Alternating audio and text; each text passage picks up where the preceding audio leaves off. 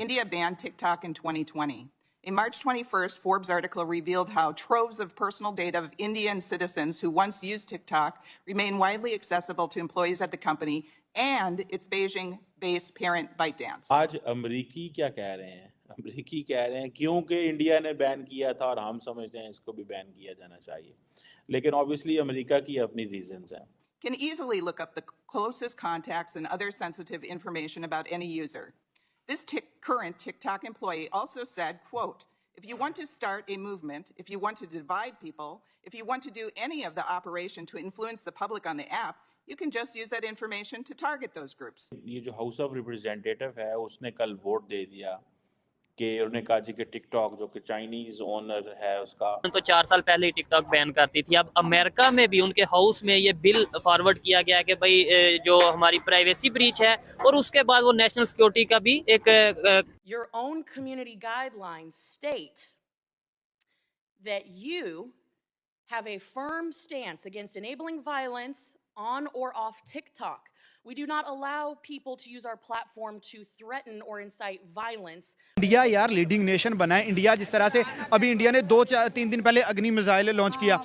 अब देखें उसने दुनिया के ऊपर कैसी एक छाप छोड़ी है कि यार इंडिया सेल्फ मेड चीजें बना रहा है. वो मैंने उनका पढ़ा था कि वो 100 साल की प्लानिंग कर रहे हैं. अच्छा, आप 10 साल की बात कर रहे हैं, वो कह रहे हैं कि हमने आइंदा 100 साल में देखना है कि चाइना कहाँ है, हमने उसको टक्कर देनी है. इंडिया वाले वो इंडिया MRI भी ऐसी टेक्नोलॉजी लेके आ रहा है जो बहुत लेटेस्ट टेक्नोलॉजी है. अब इंडिया ने वो मिसाइल बनाया तो डेफिनेटली सारी उसकी मांग भी करेंगे. मतलब क्या कि इंडिया को फॉलो करेंगे. लेकिन इंडिया ने उस वक्त बड़ी बोल्ड मूव ली 4 साल पहले. नरेंद्र मोदी की हुकूमत ने उन्होंने कहा कि ये चाइनीज ऐप को बंद किया जाए. यार इंडिया तो बेसिकली अब तो एक कह लो कि हब बन चुका हुआ है IT वालों के लिए. वो सोशल मीडिया भी उसमें आता है. मैं अभी कुछ दिन पहले पढ़ रहा था कि Amazon, Twitter, Apple, Tesla, almost Microsoft, हर एक कंपनी वहां पे अपना हेड ऑफिस बना चुकी हुई है. और अमेरिकन स्पाई चीफ्स ये कह रहे हैं कि चाइना जो है वो टिकटॉक को इस्तेमाल कर रहा है to undermine the democracy. India अपनी टीचिंग में AI लेके आ रहा है. ठीक है, उसमें अब कंट्रीज उनको फॉलो में टीचर भी आ गई है जी. हाँ. मैं वही न्यूज़ देख रहा था. इसके बाद फार्मिंग में वो AI वेदर लेके आ गए हैं तो इंडिया कंट्रीज उसको भी फॉलो करेंगे. आज अमेरिकी क्या कह रहे हैं? अमेरिकी कह रहे हैं क्योंकि इंडिया ने बैन किया था और हम समझते हैं इसको भी बैन किया जाना चाहिए, लेकिन ऑब्वियसली अमेरिका की अपनी रीजंस हैं. लेकिन इंडिया ने उस वक्त बड़ी बोल्ड मूव ली 4 साल पहले. नरेंद्र मोदी की हुकूमत ने उन्होंने कहा कि ये चाइनीज़ ऐप को बंद किया जाए. और जैसे मैंने पहले कहा कि 58 अदर चाइनीज़ ऐप्स थी, ठीक है जी, जिनको बंद किया गया. अब अगर आप इसको देखें कि ये जो हाउस ऑफ रिप्रेजेंटेटिव है उसने कल वोट दे दिया कि उन्होंने कहा जी कि टिकटॉक जो कि चाइनीज़ ओनर है उसका और एक बड़ी इम्पॉर्टेंट एक ये ऐप है, इसका नेशन वाइड बैन होना चाहिए. और अमेरिकन स्पाई चीफ्स ये कह रहे हैं कि चाइना जो है वो टिकटॉक को इस्तेमाल कर रहा है to undermine the democracy. That's how what they are portraying it.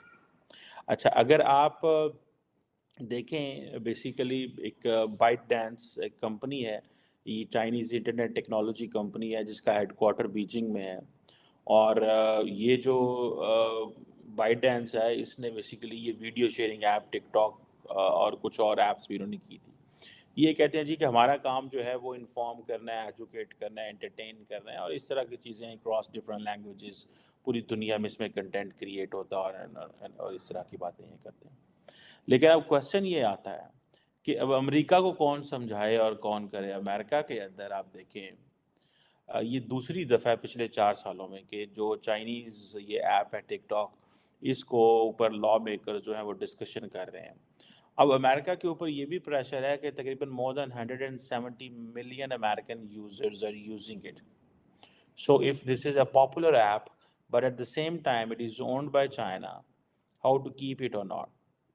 ठीक है जी.